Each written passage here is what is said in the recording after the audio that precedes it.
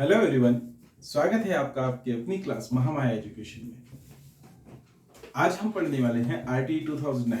जैसा कि पिछले वीडियो में आपने देखा था कि आरटी 2009 की हमने 8-10 धाराएं देखी थी। आरटी 2009 जिसको हम निःशुल्क एवं अनिवार्य शिक्षा बोलते हैं का अधिकार बोलते हैं या शिक्षा का अधिकार अधिनियम 2009 जिसे हम कहते हैं, और इसे लागू कब किया गया था। उम्मीद करता हूं कि आपने पूरा पिछले वीडियो को पूरा देखा होगा और उसके नोट्स भी प्रिपेयर किए होंगे, और अगर नहीं किए हो तो आप इसको प्रिपेयर करिएगा, उस वीडियो को पूरा एक बार देखिएगा। क्योंकि देखिए क्या होता है कि जब हम सिस्टमेटिक तरीके से पढ़ते हैं तो उसके लिए हमारे हैंड रिटन नोट्स की भी हमें आवश्यकता पड़ती है। और अगर आप चैनल पर नए हैं तो आप चैनल को सब्सक्राइब करें और बेल आइकन को जरूर प्रेस करें, और पुराने वाले वीडियो को जरूर देखिए क्योंकि ये दूसरा पार्ट है जो आरटी 2009 का है। हमने पिछले पार्ट में 10 धाराएं देखी थी। हमने ये देखा था कि आरटी से पहले कौन कौन से संविधान में कौन कौन से अनुच्छेद ऐसे हैं जिसके अंतर्गत ऐसा लिखा गया है कि बच्चों को या किसी भी व्यक्ति को निःशुल्क या अनिवार्य शिक्षा प्रदान की जाए। राइट, हमने आरटी की कुछ 8-10 धाराएं देखी थी, जिसके अंतर्गत पहली धारा ये देखी थी कि इसके अंतर्गत इसका नाम क्या है, फिर इसकी परिभाषा क्या है, फिर निःशुल्क एवं अनिवार्य शिक्षा किस आयु तक के बच्चों को दी जा सकती है। इसके अलावा हमने बहुत सारी चीज देखी थी कि स्कूल के दायित्व क्या है, केंद्र सरकार के दायित्व क्या है, राज्य सरकार के दायित्व क्या है, या माता पिता के दायित्व क्या है। आज हम स्टार्ट करने वाले हैं आरटीई की धारा।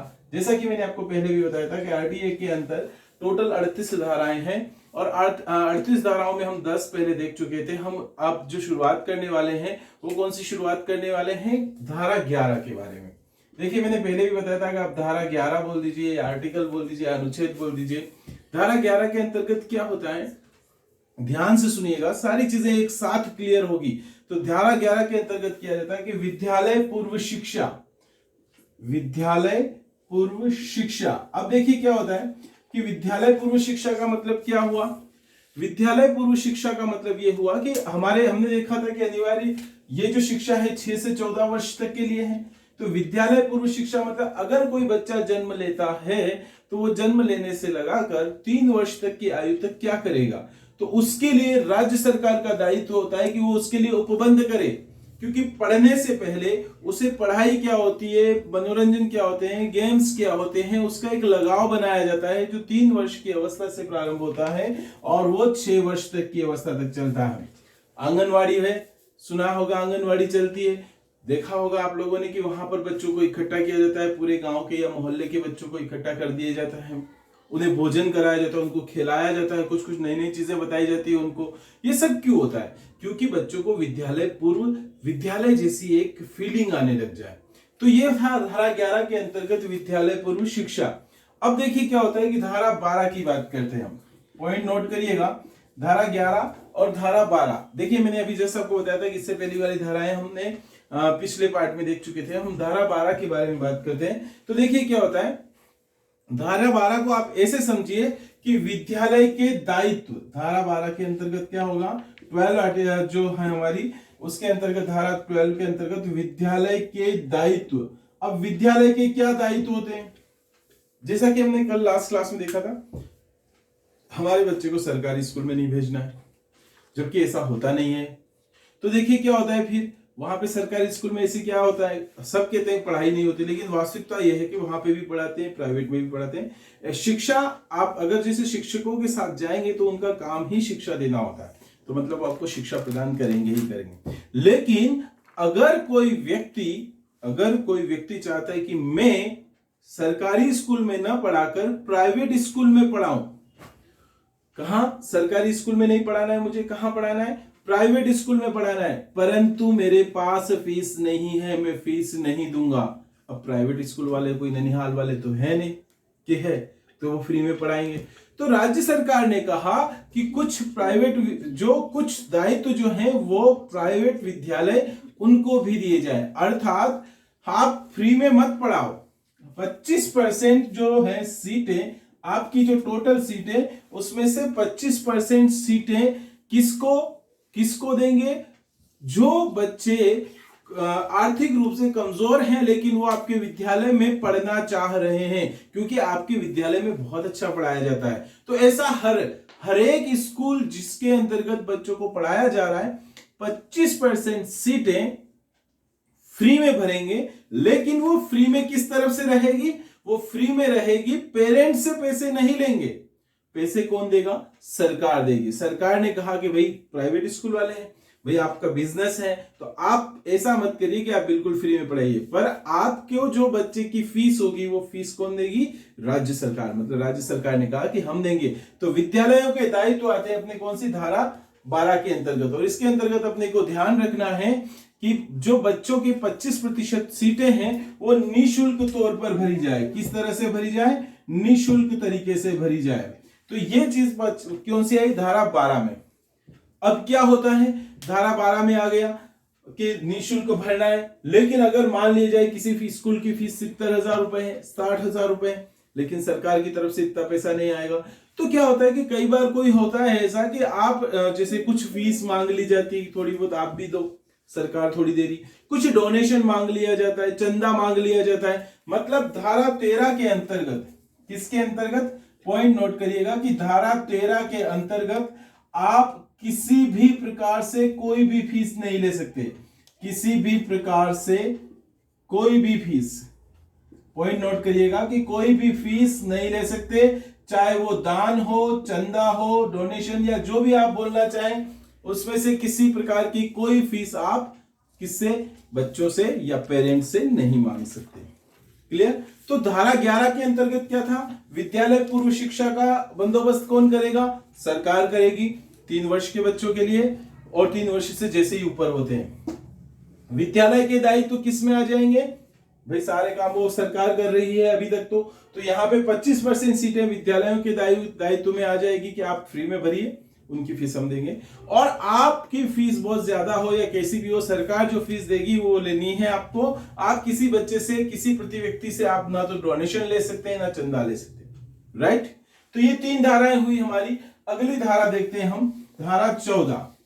धारा 14 के अंतर्गत ऐसा बताया जाता है, कैसा कि अब अगर मान लिया जाए कोई बच्चा आपके पास एडमिशन लेने आया है, अगर कोई बच्चा एडमिशन लेने आया है, धारा 14 को आप ध्यान से सुनिएगा कि अगर कोई बच्चा आपके पास एडमिशन लेके आया है लेकिन उसके पास आयु प्रमाण पत्र नहीं है, तो आयु प्रमाण पत्र न होने की स्थिति में आप बच्चे को एडमिशन के लिए या प्रवेश के लिए इनकार नहीं कर सकते। प्रवेश के लिए क्या नहीं कर सकते? आप इनकार नहीं कर सकते। तो ये बात अपने को ध्यान रखना है किसमें? धारा 14 के अंतर्गत। और धारा 15 में ऐसा होता है कि प्रवेश के लिए आप तब भी इनकार नहीं कर सकते जब अगर डेट निकल चुकी है या कोई ऐसी कंडीशन हो गई, मतलब समय निकल जाने के बाद, अगर जैसे 31 अगस्त लास्ट डेट हुई और बच्चा 5 सितंबर को आया, तो उस समय में भी प्रवेश से इनकार नहीं कर सकते। मतलब यहां पर आयु प्रमाण पत्र का याद रखिएगा, और प्रवेश से किसी भी केस में, प्रवेश के लिए किसी भी केस में इनकार आप नहीं कर सकते। ऐसा कहां लिखा गया है? आरटीई की धारा 15 के अंतर्गत। तो धारा 14 में आयु प्रमाण पत्र से नहीं कर सकते और धारा 15 में आ गया समझ में? क्लियर? अब हम चलते हैं धारा 16 के अंतर्गत। धारा 16 में क्या होता है? धारा 16 में होता क्या है? देखिए, अगर बच्चे ने आपको एडमिशन ले लिया बच्चे का, अब चाहे वो जो है वो आरटीई के तहत तो फ्री में आया हो बच्चा या किसी भी कंडीशन पे आया हो, प्रवेश हो चुका है ना उसका, अब आप उसको रोक नहीं सकते। तो रोकने या निष्कासन से आप उसको निष्कासित भी नहीं कर सकते। निष्कासन का प्रतिषेध जिसमें किया गया है वो कहां किया गया है? धारा 16 के अंतर्गत। मतलब किसी भी छात्र का निष्कासन या प्रतिषेध से संबंधित, किसी भी छात्र के निष्कासन या प्रतिषेध से संबंधित नियम जो है वो धारा 16 में। मतलब एक बार एडमिशन अगर बच्चे का हो चुका है तो अब आप उसको मना नहीं कर सकते। क्लियर? तो देखिए, धारा 14 में क्या था? आयु प्रमाण पत्र के लिए आप मना नहीं कर सकते। धारा 15 में क्या था? प्रवेश के लिए किसी भी कंडीशन पे इनकार नहीं कर सकते। दीपावली बाद आओ, भले पटाखे वटाखे फोड़ फुड़ा के आराम से मिठाइयां खा खुआ के आराम से आओ, भले वो बच्चा कैसे भी आओ, आप उसको मना नहीं कर सकते। आ गया ना, बस अब तू पढ़।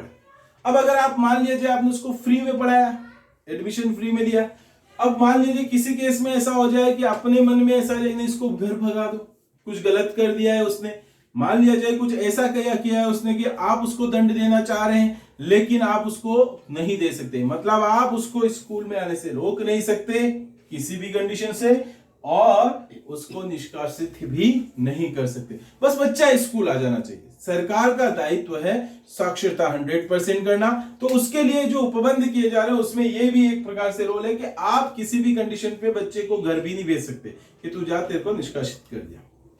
क्लियर? चलिए आगे देखते हैं धारा 17 के अंतर्गत। अब मान लिया जाए कि बच्चे ने कुछ गलत कर दिया।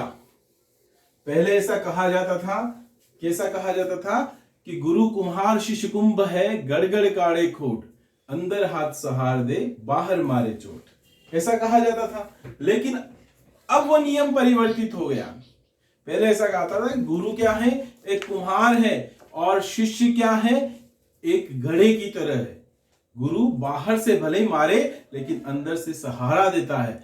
यहां पर धारा 17 में कुछ इसी तरह से होने वाला है कि धारा 17 जो है वो ये कहती है कि बच्चों को, जो बालक आएंगे उनको, बालकों को शारीरिक या मानसिक, मतलब आप बच्चों को शारीरिक या मानसिक उत्पीड़न नहीं कर सकते, मतलब आप उस बच्चे को कुछ कह भी नहीं सकते।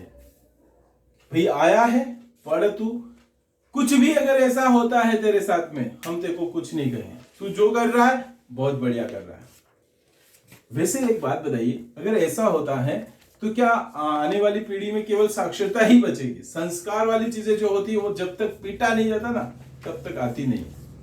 हालांकि पीट नहीं सकते क्योंकि नियम है, लेकिन जब तक नहीं पीटेंगे तब तक कैसे आएंगे संस्कार? क्योंकि देखिए क्या होता है कि बच्चों को सिखाना जरूरी है। फिर भी हमें आरटीई की धारा 17 को इस तरह से याद रखना है कि बच्चे को आप शारीरिक या मानसिक किसी प्रकार से कोई भी उत्पीड़न नहीं कर सकते। तो यहां तक की धाराएं तो हुई बच्चे के केस में। क्लियर? अब चलते हैं हम आगे धारा 18 के पास में। हम कहा चलते हैं? धारा 18 के पास में। देखिए नियम क्या है। नियम इस तरह से है कि भैया जब आरटीई बना है, धारा 18 क्या कहती है कि जब आरटीई बनाया गया है, आरटीई 2009 को जब बनाया गया है, तो अभी तक अगर किसी स्कूल ने मान्यता नहीं ले रखी है तो उस स्कूल को मान्यता लेना है। मतलब बिना मान्यता के स्कूल स्थापित नहीं किए जा सकते। मतलब अगर आपको स्कूल स्थापित करना है, नहीं किए जा सकते। स्कूल स्थापित करना है तो आपको मान्यता लेना आवश्यक है, मतलब हर एक स्कूल को। और अगर नहीं लिया है तो अगले 2-3 साल के अंतर्गत उसको मान्यता पूरी कंप्लीट कर लेनी चाहिए जिस दिन से आरटीई लगा है। आरटीई किस दिन से लगा है बताइए? आरटीई किस दिन से लगा है? 1 अगस्त 2009 में तो पारित हुआ था और 1 अप्रैल 2010 से इसको क्या कर दिया गया? लागू कर दिया गया। तो धारा 18 में क्या कहा गया कि बिना मान्यता के आप स्कूल या कोई भी संस्था स्थापित नहीं कर सकते। क्यों नहीं कर सकते? क्योंकि राज्य सरकार को पता होना चाहिए कि आप जिस बच्चे का एडमिशन ले रहे हैं वो बच्चा कहां से है, किस तरह से है। और आपको पता है समग्र SSSM ID वगैरह ये सब चीजें जो चलती है, इन सभी चीजों से बच्चे के ऊपर निगरानी रखी जाती है। अब आप मान्यता लेने जा रहे हो, तो मान्यता लेने जाने के लिए देखिए धारा 19 क्या कहती है कि अगर आप मान्यता लेने जा रहे हो तो विद्यालय के लिए क्या होना चाहिए? कुछ मान या मानक जो तय किए जाते हैं, मान या मानक जो तय किए जाते हैं, वो मान या मानक अगर उस विद्यालय ने पूरे किए तो ही मान्यता मिलेगी। ऐसा नहीं कर सकते कि एक ही कमरे में सब पढ़ा रहे हो।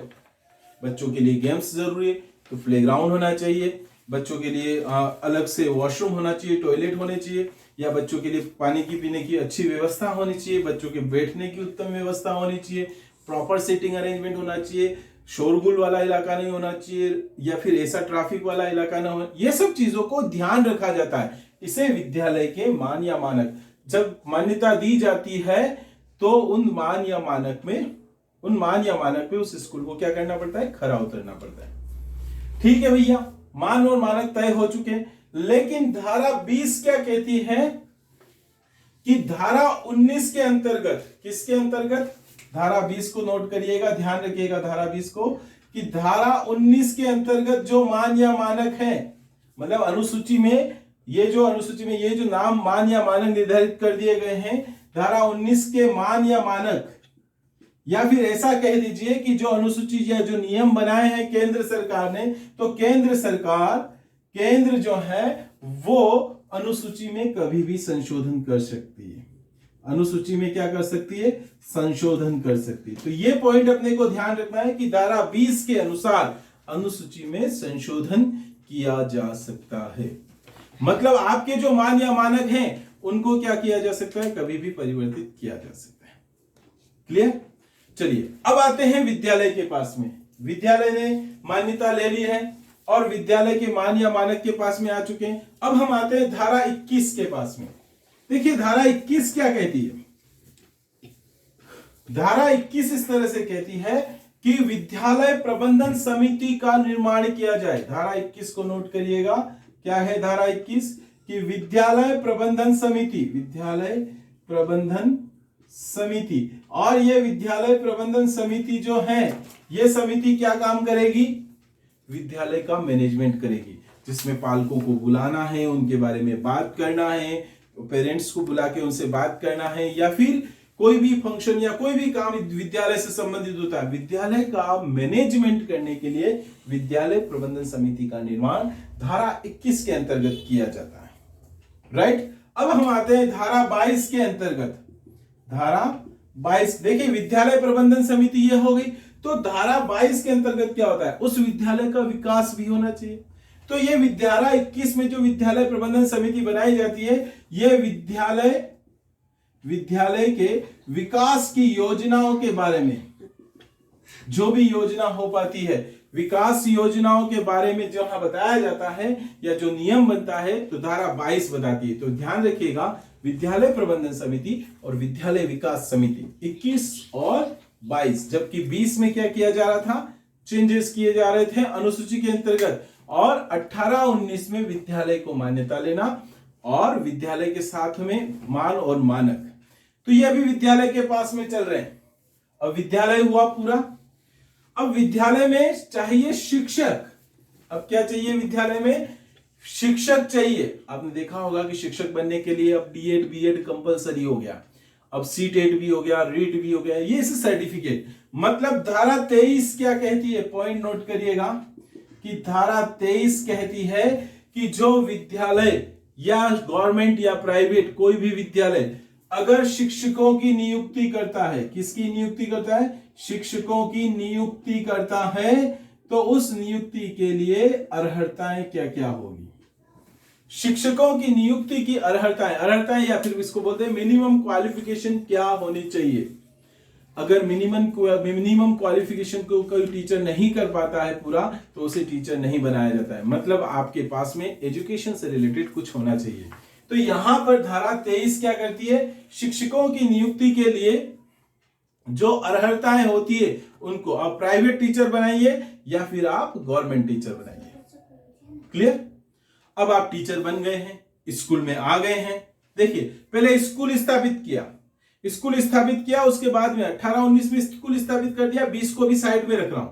18-19 में स्कूल स्थापित किया, 21-22 के अंतर्गत क्या काम किया हमने? 21-22 के अंतर्गत विद्यालय विकास के लिए समिति बनाई और विद्यालय विकास योजना बनाई, और 22 के अंतर्गत 23 के अंतर्गत क्या किया हमने? स्कूलों में शिक्षकों के लिए न्यूनतम अर्हताएं कौन कौन सी है उसका निर्धारण किया। क्लियर? अब बात करते हैं धारा 24 के अंतर्गत। धारा 24 क्या कहती है? धारा 24 ये कहती है कि जो शिक्षक बन गया है उसके काम, उसके जो कार्य होते हैं, उसके जो कर्तव्य होते हैं, उन कर्तव्य को वो पूरा करे। मतलब शिक्षकों के कर्तव्य, भैया शिक्षकों का क्या कर्तव्य होता है बताएंगे आप खुद शिक्षक बनने वाले हैं तो सबसे पहला कर्तव्य वो स्कूल समय पर आए। क्योंकि क्या है? स्कूल समय पर आए। क्योंकि देखिए क्या होता है कि अगर स्कूल लेट आ रहे, बहुत ज्यादा समय निकल गया, 10 बजे का स्कूल है, 12-1 बजे आ रहे, आप कब पढ़ाएंगे? तो पहला काम स्कूल में वो क्या करे? समय पर आए, है ना। दूसरा काम, जो पाठ्यक्रम है, जो कोर्स है, उस पाठ्यक्रम या कोर्स को पूरा करवाए। ऐसा नहीं है कि एग्जाम आ गई और अभी 4-5 चैप्टर में ही है तो कोर्स को पूरा करवाए। कभी कभी सिचुएशन ऐसी बन जाती है कि कोर्स पूरा नहीं हो पाता, तो जब कोर्स पूरा नहीं हो जाता, बच्चों को समझ में नहीं आया है, तो टीचर का एक और कर्तव्य है कि वो अतिरिक्त शिक्षण करे। क्या करे? वो अतिरिक्त शिक्षण करे, अर्थात वो और पढ़ाए, ज्यादा पढ़ाए।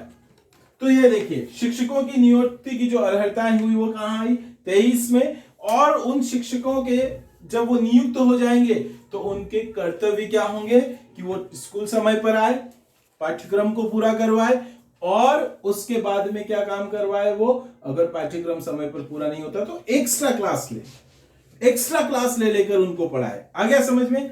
तो 23 और 24 में इस तरह की धाराएं हुई। अब आते हैं हमारे अगली धारा 25 के अंतर्गत। कौन सी धारा है? 25 धारा। धारा 25 कहती है, धारा 25 क्या कहती है? धारा 25 कहती है कि छात्र शिक्षक का अनुपात कितना होना चाहिए। अब इस पॉइंट को ध्यान रखिए, कई बार एग्जाम में आता है। और छात्र शिक्षक का अनुपात, तो शिक्षक एक रहे और वो कितने पे रहे? वो 40 पे, 40 छात्रों पर कितना? एक। अगर शिक्षक छात्र अनुपात आ जाए, शिक्षक छात्र अनुपात, तो वो 1:40 लिखेंगे। क्लियर? तो छात्रों और शिक्षकों का अनुपात 40:1 हो जाएगा।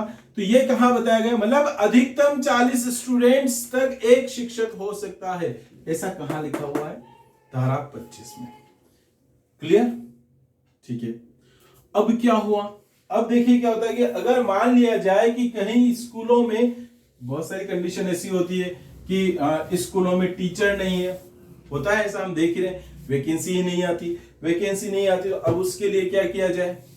तो देखिए क्या होता है कि धारा 26 आती है, जिसके अंतर्गत तो राज्य सरकार या केंद्र सरकार या जो भी उसको शिक्षा विभाग, जो शिक्षा मंत्रालय संभालता है, उन शिक्षा मंत्रालयों का हम जो धारा पढ़ने वाले हैं उस धारा के अंतर्गत ऐसा लिखा है। बताइए कौन सी धारा है ये?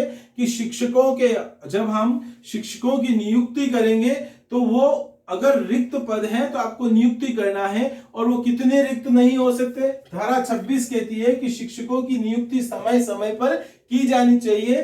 कुल जो पद आपको दे रखे, कुल पदों से 10% से अधिक रिक्त नहीं होने चाहिए, अधिक रिक्त नहीं होने चाहिए। मतलब देखिए क्या होता है कि अगर किसी स्कूल में 10 शिक्षक स्वीकृत हैं तो 10 में से 9 शिक्षक तो भरे हुए होने चाहिए, एक नहीं होगा तो चल जाएगा। किसी स्कूल में 100 शिक्षक हैं तो 90 शिक्षक वहां पर होने चाहिए।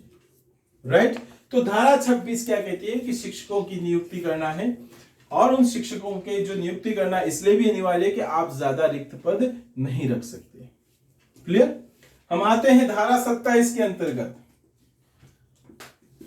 ऐसा नहीं कर सकते कि आप आज सर को भेज दिया कहीं पर कि आप जाओ कहीं पर भी, इस तरह से ऐसा नहीं। धारा 27 क्या कहती है कि जो शिक्षक है उसे शैक्षणिक कार्य ही करवाए जाए। कौन से कार्य करवाए? शैक्षणिक कार्य ही करवाए जाए। वैसे तो शैक्षणिक ही करवाते हैं, बाकी तो कोई दूसरे काम तो शिक्षक अपनी मर्जी से कर ले, परंतु शैक्षणिक कार्य ही करवाया जाए।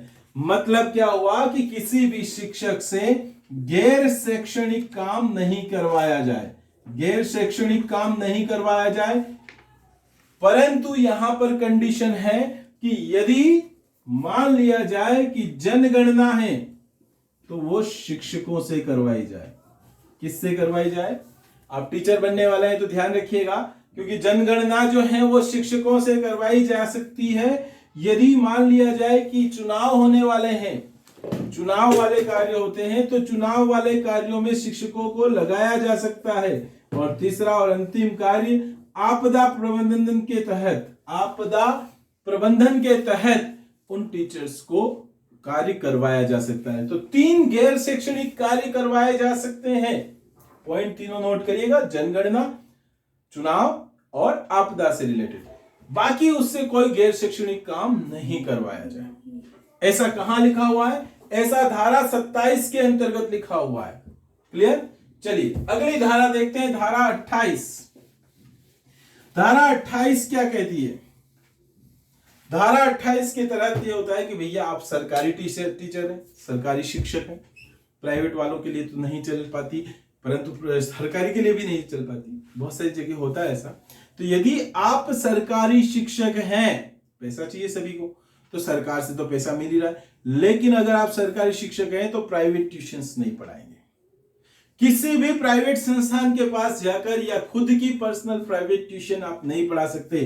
तो धारा 28 क्या कहती है कि शिक्षक जो गवर्नमेंट है प्राइवेट ट्यूशंस नहीं पढ़ाएंगे, क्योंकि हम सैलरी उतनी दे रहे हैं उनको, बहुत ज्यादा सैलरी देते हैं इनको, शिक्षकों को मिलती है सैलरी अच्छी, 10 से 4 का टाइम, बाकी फ्री।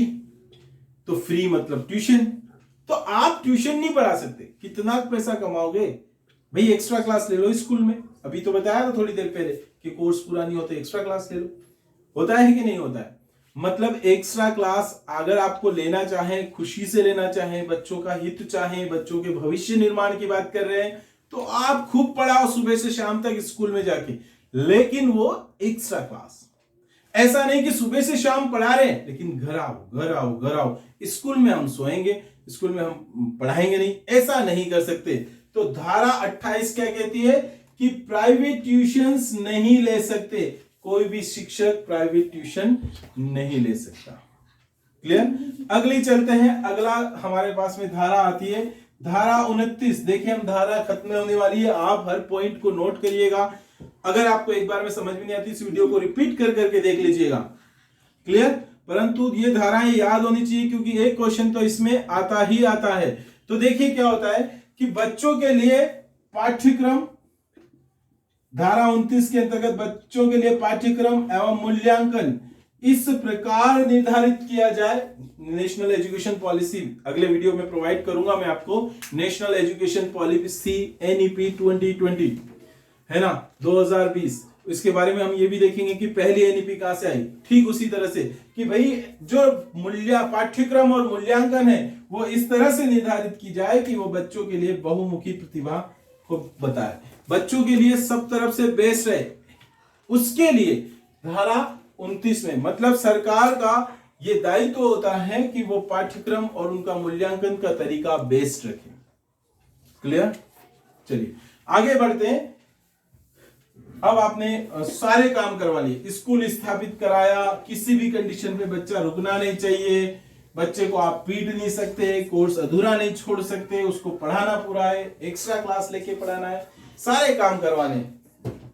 भाई परीक्षा भी ले लो, हालांकि कोरोना की वजह से हो नहीं रही है 2 सालों से, अगला साल भी पता नहीं तीसरी लहर की चपेट में आ जाए तो बच्चा तो पास। अगर किसी ने 12वीं के बाद एडमिशन लिया है कॉलेज में तो एक भी बार परीक्षा नहीं देनी पड़ी।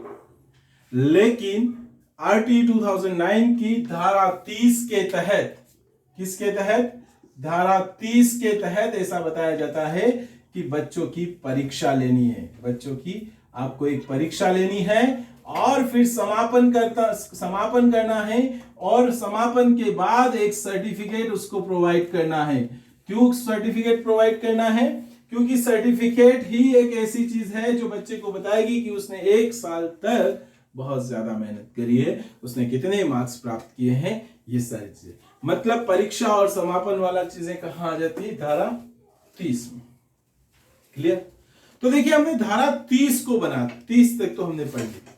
देखिए शुरुआत की धाराओं में ऐसा था कि कोई भी बच्चा छूट नहीं जाए, घर घर जाके बच्चे को ढूंढो, स्कूल लाओ, बच्चा बड़ा हो गया तो भी लाओ, 14 वर्ष में उसकी पूरी प्रारंभिक शिक्षा नहीं हुई तो भी पढ़ाओ। मतलब बच्चे को किसी भी कंडीशन पे पढ़ाओ पढ़ाओ पढ़ाओ पढ़ाओ। अगर स्कूल नहीं है तो सरकार खोलेगी, ये भी हमने पढ़ा, पैसा सरकार देगी। प्राइवेट स्कूल में पढ़ना है तो पैसा सरकार देगी। बच्चा अगर स्कूल में आ गया तो आप उसको घर नहीं भेज सकते, बच्चे को पीट नहीं सकते, मानसिक उत्पीड़न नहीं दे सकते। विद्यालय स्थापित करेंगे, उसके मान और मानक सारी चीजें बता दी हमने शिक्षक कैसे आएंगे, शिक्षकों को काम क्या करना है, ये सब कर लिया। लेकिन अब इसकी ध्यान कौन रखेगा? कोई तो होना चाहिए फ्री जो उसकी ध्यान रख सके। तो चलिए हम देखते हैं कि देखिए एक बाल अधिकार संरक्षण आयोग बनाया गया था। बाल अधिकार संरक्षण आयोग कब बनाया गया था? बाल संरक्षण अधिकार आयोग, ये पॉइंट अलग साइड में लिख लीजिएगा आप। बाल अधिकार संरक्षण आयोग ये बनाया गया था 2005 में, पॉइंट अलग से नोट करिएगा। अब हम बात करते हैं हमारी अगली धारा 31 की। धारा 31 की, धारा 31 क्या कहती है कि बाल संरक्षण अधिकार आयोग 2005 के तहत भारत क्या कहती है कि बाल अधिकार संरक्षण आयोग 2005 के तहत शिक्षा के अधिकारों को मॉनिटर करवाया जाता है। शिक्षा के अधिकारों को क्या करवाया जाता है? अधिकारों को मॉनिटर करवाया जाता है। देखिए मॉनिटर करवाने का मतलब क्या हुआ? दो तरह के अधिकार आयोग बनाए, एक राष्ट्रीय बाल अधिकार संरक्षण आयोग बनाया जाता है, एक राज्य बाल अधिकार संरक्षण आयोग बनाया जाता है। इनमें से राष्ट्रीय वाला राज्य को बताएगा और उनको ध्यान रखनी है। क्या ध्यान रखनी है भैया? ध्यान इस तरह से रखनी है कि अगर मान लिया जाए कि कोई बच्चा या फिर बच्चे के जो अधिकार हैं, जो हमने पिछली सारी अनुसूचियां पढ़ी है, सारे जितनी भी धाराएं पढ़ी है, अगर उनमें से वो पूरा नहीं कर पा रहा है तो उसकी ध्यान कौन रखेगा? बाल संरक्षण। कौन से? राष्ट्रीय और कौन सा? राष्ट्रीय और एक और कौन सा देखा हमने? राज्य बाल अधिकार संरक्षण आयोग। दोनों क्लियर? अब अगर मान लिया जाए कि उसमें वैसे तो कोई फॉल्ट मिलता ही नहीं क्योंकि सारे काम व्यवस्थित चलते हैं, कोई दिक्कत आती क्या? नहीं आती। लेकिन अगर दिक्कत आ गई या कोई शिकायत हो गई तो यही आयोग धारा 32 के तहत ये शिकायतों को दूर करेगा। शिकायतों को दूर करना मतलब अगर बाल अधिकार से संबंधित अगर कोई चीज प्राप्त होती है तो उन शिकायतों को दूर करने का काम बाल अधिकार संरक्षण आयोग, जो ये गठित होती है समिति, और वो समिति उन शिकायतों को क्या करेगी? दूर करेगी। आ गया समझ में? अब हम चलते हैं धारा 33 के अंतर्गत। देखिए क्या होता है कि बाल संरक्षण अधिकार आयोग और ये जो है इन सभी, इनके बाद में क्या होता है कि अगर मान लिया जाए कि क्या पढ़ाना है, कैसे पढ़ाना है, इस तरह से, तो एक धारा 33 की बात करते हैं। धारा 33 क्या कहती है कि एक राष्ट्रीय सलाहकार परिषद का गठन किया जाएगा। राष्ट्रीय सलाहकार परिषद का गठन किया जाएगा और उस राष्ट्रीय सलाहकार परिषद के द्वारा सलाह ली जाएगी समय समय पर। यह राष्ट्रीय सलाहकार परिषद है जो केंद्र को सजेस्ट करेगी कि हमको क्या करना है, किस तरह से ये सारी चीजें अप्लाई करनी है, या एनईपी किस तरह से, पाठ्यक्रम किस तरह से, या बच्चों के हित में कौन सा कार्य किया जा सकता है। हर उस काम के लिए राष्ट्रीय सलाहकार परिषद का गठन होगा। इसी राष्ट्रीय सलाहकार परिषद के साथ साथ राज्यों के लिए भी धारा 34 के अंतर्गत क्या हो जाता है? धारा 34 में राज्यों के लिए राज्यों की सलाहकार या राज्य सलाहकार परिषद जिसको कहते हैं उसका गठन होगा। आ गया समझ में? तो धारा 33 और धारा 34 इन दोनों के अंतर्गत क्या आता है? एक में राष्ट्रीय सलाहकार और दूसरी में राज्य सलाहकार। धारा 31 और 32 के अंतर्गत क्या था बताइए, याद है आपको?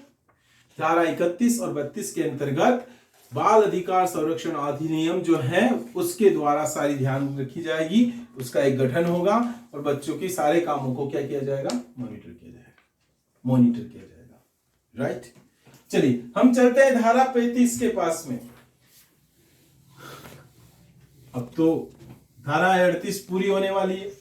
देखिए क्या है कि जैसे मैंने तो आपको पढ़ाई है, लेकिन मान लिया जाए कि आपको अगर ये धाराएं नहीं समझ में आई हो तो आप एक बार और देखिएगा, उनको लिख कर देखिएगा, समझिएगा, और एक स्कूल की रूपरेखा की कहां से स्कूल संचालित होता है उन सभी को ध्यान रखिएगा। क्लियर?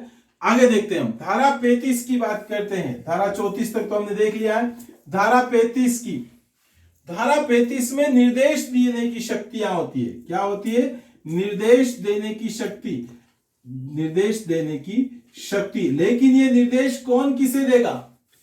केंद्र सरकार या केंद्र की जो भी योजना होगी वो राज्य को निर्देश देगी। राज्य किसको देगा? स्थानीय पदाधिकारी जो होंगे, स्थानीय प्रशासन या स्थानीय पदाधिकारी जो होंगे उन स्थानीय पदाधिकारियों को देंगे। और स्थानीय पदाधिकारी किसको देंगे? स्कूल प्रबंधन को देंगे। भाई ऐसा तो है नहीं कि केंद्र से कोई आके हमारे गांव में स्कूल को चेक करने लग जाएगा। गांव का स्कूल तो गांव के लोग या उसकी समिति जो होती है वही चेक करेगी, परंतु उसका सीक्वेंस इस तरह से रहता है कि केंद्र राज्य को देगा, राज्य स्थानीय अधिकारी को, और स्थानीय अधिकारी स्कूल प्रबंधन समिति को देंगे। ऐसा कहां लिखा गया? धारा 35 में। अब अगर मान लिया जाए क्या हो जाता है? अब अगर मान लिया जाए कि किसी स्कूल के खिलाफ कोई शिकायत मिल जाती है तो क्या होगा उसको हम देखते हैं कि धारा 36 के अंतर्गत क्या बताया गया है। धारा 36 के अंतर्गत ये बताया गया कि अभियोजन के लिए धारा 13, धारा 18, धारा 19 में अगर कोई फॉल्ट पाया जाता है, 13, 18, 19 याद करिए कौन कौन सी है। अगर इन धारा 13, 18, 19 में कोई फॉल्ट पाया जाता है और उसके लिए अगर उसके लिए कोई काम करना है या कुछ करना है, तो धारा 36 कहती है कि अभियोजन के लिए पूर्व मंजूरी की आवश्यकता होगी। अभियोजन के लिए पूर्व मंजूरी की आवश्यकता होगी। देखिए क्या होता है कि आप जो बोर्ड पर लिखा हूं उससे ज्यादा ध्यान मेरी बातों पर दीजिएगा, ठीक है। तो अभियोजन के लिए पूर्व मंजूरी धारा 13, 18, 19 में अगर कोई फॉल्ट पाया गया है ना, धारा 13, 18, 19 तीनों याद कर लीजिएगा कौन कौन सी है, आज ही पढ़िए अपन ने तीनों ही। इनमें अगर कोई फॉल्ट पाया जाता है और उसके लिए अभियोजन या कोई उसके ऊपर जांच पड़ताल या कुछ करवाना है या कुछ केस लगाना है, जो भी सारी चीजें होती है, तो उसके लिए पूर्व मंजूरी लेना आवश्यक है। क्लियर? तो हमारी 36 धाराएं पूरी हुई, लास्ट 2 धाराएं और बची है और आरटीई पूरा। धारा 37 क्या कहती है? धारा 37 कहती है कि अब अगर मान लिया जाए कि किसी भी अधिकारी ने, धारा 37 क्या कहती है? धारा 37 की देखिए, केंद्र ने निर्देश दिए राज्य को, राज्य ने दिए स्थानीय पदाधिकारी को, स्थानीय पदाधिकारी ने स्कूल प्रबंधन को। अब मान लिया जाए कि किसी स्थानीय पदाधिकारी ने या किसी राज्य के किसी भी कर्मचारी ने अगर स्कूल में कुछ किया है या कुछ ऐसा काम किया है जिससे किसी को नुकसान हुआ हो, लेकिन वो नुकसान किसी के हित में हो, छात्रों के हित में हो, उसको बोलते हैं सद्भाव पूर्वक। कौन सा? सद्भाव पूर्वक। अगर सद्भाव पूर्वक कोई कार्यवाही की जाती, सद्भाव पूर्वक की गई कार्यवाही अगर कोई भी करता है, कोई भी अधिकारी अगर सद्भाव पूर्वक कार्यवाही करता है, तो धारा 37 के अंतर्गत उस अधिकारी को संरक्षण प्रदान होगा, अधिकारी को संरक्षण मिलेगा। क्या संरक्षण मिलेगा? कि आप उसके ऊपर FIR दर्ज नहीं करा सकते, उसको कोर्ट तक नहीं ले जा सकते, क्योंकि वो सद्भाव पूर्वक की जाती है। क्लियर? अंतिम धारा है अपने राष्ट्रीय जो अपना RTE है उसकी, और RTE क्या कहती है? अंतिम धारा, धारा 38 कहती है, क्या कहती है धारा 38? धारा 38 कहती है कि राज्य सरकार समय पड़ने पर या आवश्यकता पड़ने पर राज्य सरकार नए नियम बना सकती है। तो राज्य सरकार के नियम बनाने की क्षमता या राज्य सरकार जो नियम बनाती है वो नियम कहां पर है? धारा 38 में। क्लियर? तो देखिए, हमने RTE 2009 जो कि 2009 में पारित हुआ था और 2010 में उसको लागू किया गया, हमने उसको पूरा कंप्लीट किया है। यहाँ पर सारी धाराएं हमने देखी है, 2 पार्ट में पूरा कंप्लीट हुआ है। आप पूरा 2 पार्ट देखिएगा, एटलीस्ट एक क्वेश्चन तो एग्जाम में आता ही आता है, आप उसको ध्यान रखिएगा। और नेक्स्ट वीडियो में हम NEP देखेंगे, नेशनल एजुकेशन पॉलिसी, और उसको भी इसी तरह से डिटेल में देखने वाले हैं। तो आप पूरी तरह से इस वीडियो से जो हमने सीखा है इससे पूरा इसको कंप्लीट कर लें और नोट्स बना के उसको याद कर लें। अगर आप रीड की एग्जाम दे रहे हो तो 26 सितंबर को आपकी एग्जाम आ रही, सीटेट दोगे तो नवंबर दिसंबर में आ रही है, MP टेट दोगे दिसंबर जनवरी में आ रही है, मतलब एग्जाम्स तो आ रही है। तो आपको इसकी प्रिपरेशन कंटिन्यू करनी है, ठीक है। तो चलिए मिलते हैं नेक्स्ट वीडियो में।